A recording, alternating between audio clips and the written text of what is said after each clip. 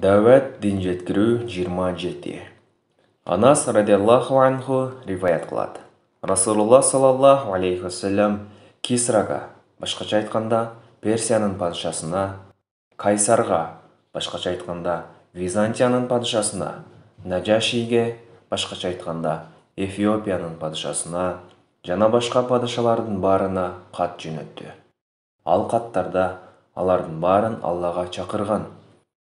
Бұл жерде айтылған Наджаши, Расулуллах саллаллаху алейхи вассалам жаназа намазын оқыған, исламны қабыл қылған Наджаши емес, бұл бөлек адам. Эфиопияда падышалардың барын Наджаши дейтелі. Анас радиаллаху анху риваят қылады. Расулуллах саллаллаху алейхи вассалам Кисрага, башкача айтканда Персиянын падышасына, Кайсарга, башкача айтканда Византиянын падышасына, Наджашиге, башкача айтканда Эфиопиянын падышасына жана башка падышалардын баарына кат жөнөттү. Ал каттарда алардын баарын Аллага чакырган. Бул жерде айтылган Наджаши, Расулуллах саллаллаху алейхи вассалам жаназа намазын окуган, исламны кабыл кылган Наджаши эмес, бул бөлек адам. Эфиопияда падышалардын баарын Наджаши дейтелі. Анас радиаллаху анху риваят кылат.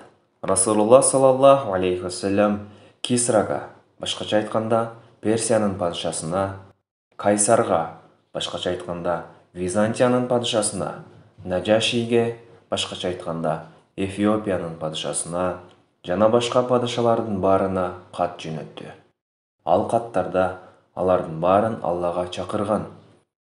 Бул жерде айтылган Наджаши, Расулуллах саллаллаху алейхи вассалам жаназа намазын окуган, исламны кабыл кылган Наджаши эмес, бул бөлек адам.